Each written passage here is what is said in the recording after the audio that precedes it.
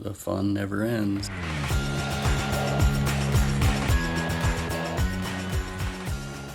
Hey, how you doing?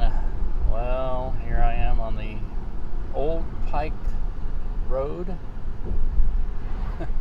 I can't think. And we're running errands. Before I accidentally deleted the video, there's a little bit of video of us moving, but we were moving a bunch of stuff out of our house that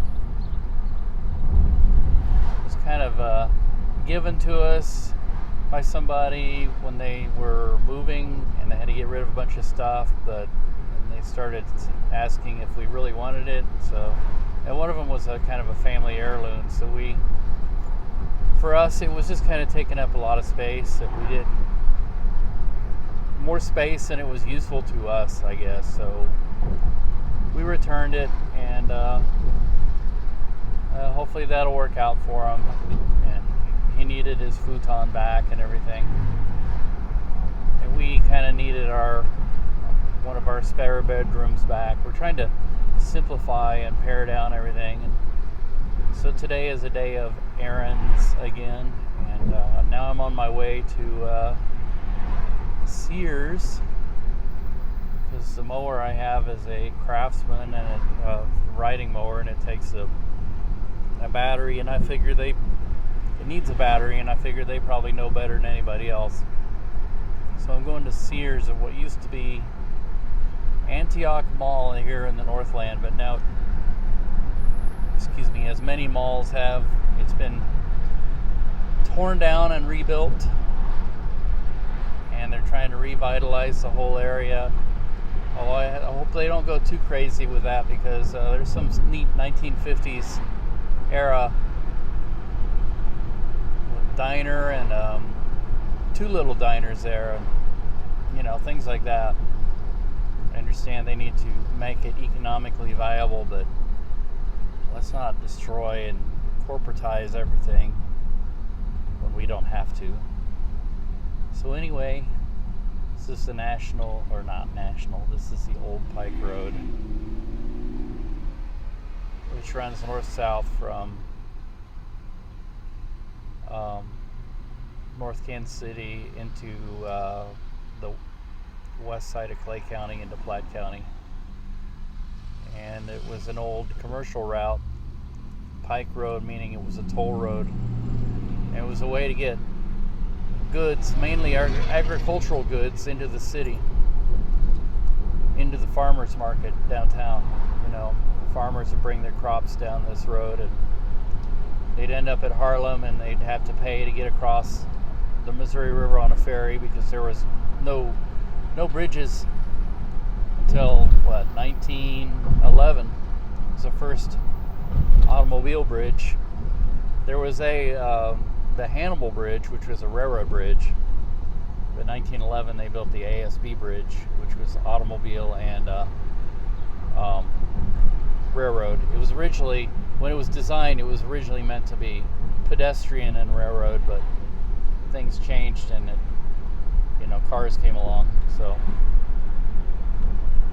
and this is just one of those routes. It's squirrel. Yeah, it's just one of those routes that it's got a lot of history behind it, and it's just kind of for most people, it's there. It's been bypassed a long time ago. Matter of fact, here's the marker talking about it, and also the marker says it was eventually bypassed by the Jefferson Highway. Hold on. And then the Jefferson Highway was originally was bypassed by its numbered highway in this area, which is 169. 69 and 169 actually. But yeah, with all the highways and stuff, the road doesn't go all the way through, so I'm coming to pretty much a T here, and I have to turn left to head into Sears, so we'll do that. Anyways, so we're coming up to that area. I did a video when my back was bad about Hayes Hamburgers here, which is one of the places that has been here since 1955. It's right there. We're coming up on the another country I heard from. Coming up on the Antioch Mall here.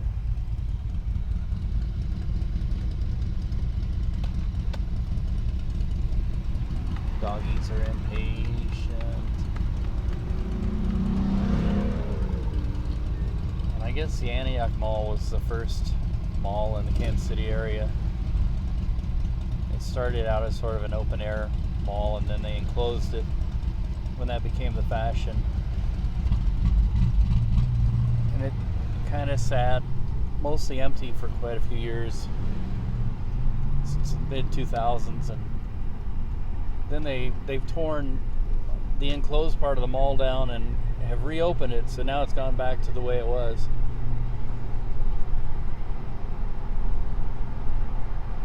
And actually, part of it's a Walmart neighborhood market, and, you know, some of the typical stores. You can see areas are open for redevelopment. Now it's called Antioch Crossing. Sears has always been here, and Burlington Coat Factory was one of the last tenants, and they're still here too. And this area of the mall that we're coming to is what they didn't tear down. They just took out the enclosed part, and as you can see, they're still working on it. And I think we have to go around to the other side of Sears, because I'm going to be carrying a battery in, and I think that part of Sears is actually downstairs.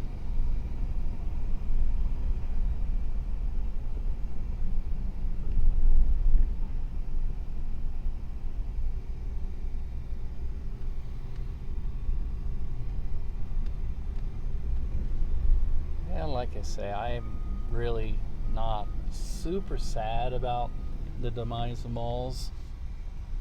I never really hung out in them. Like, I guess, you know, in high school, because my friends wanted to hang out in them, and had no idea what to do with themselves. But I just kind of felt like malls just made prices higher because people were paying for the overhead, and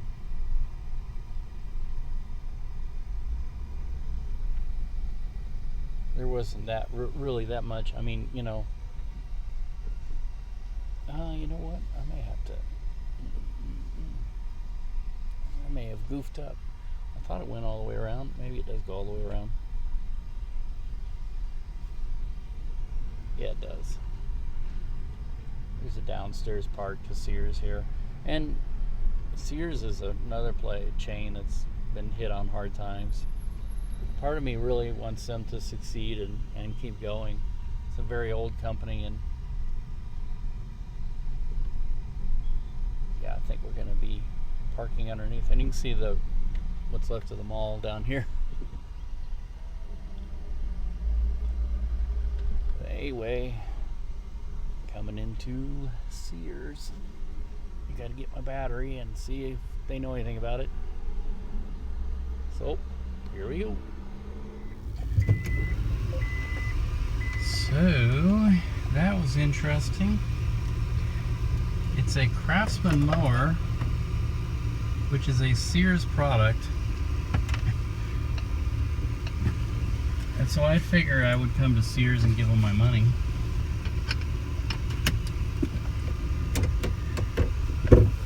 But I don't know, unless things have changed since forever. The sales clerk in here doesn't know anything about it. They have to order it. And I said, well, don't you want this one for a core charge? And she was like, what's that? I'm like, a core charge. It's where you bring the old part in and they give you money for it.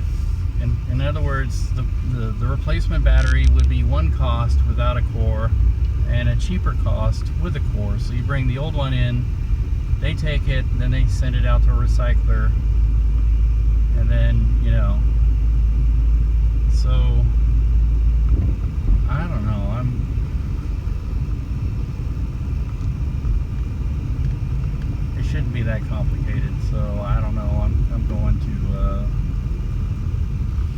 a place that's not Sears, a place that sells batteries.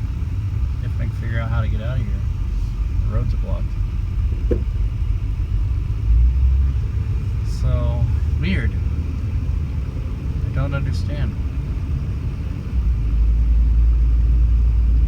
Batteries, tires, oil change.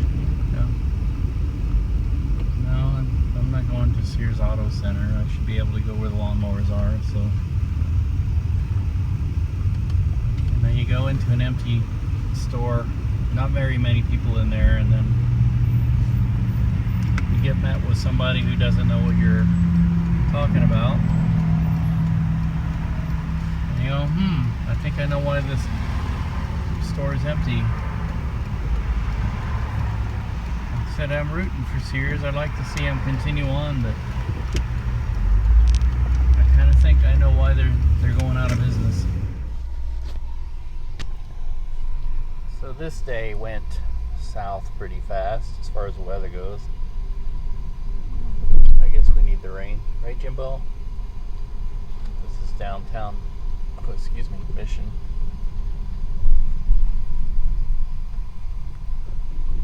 Decided to get some smack after watching that movie about Ray Kroc and McDonald's history, which I'm familiar with because we've been to the original McDonald's where a lot of that happened. And no, I'm not buying Smack. Smack is our cutesy little name for McDonald's. It stands for SmackDonald's. And I like this part of town. It's kind of like Route 66 in a way, except I don't think that the way things have been going, the city likes this. I mean, I guess what I'm saying is that they're busy tearing everything down and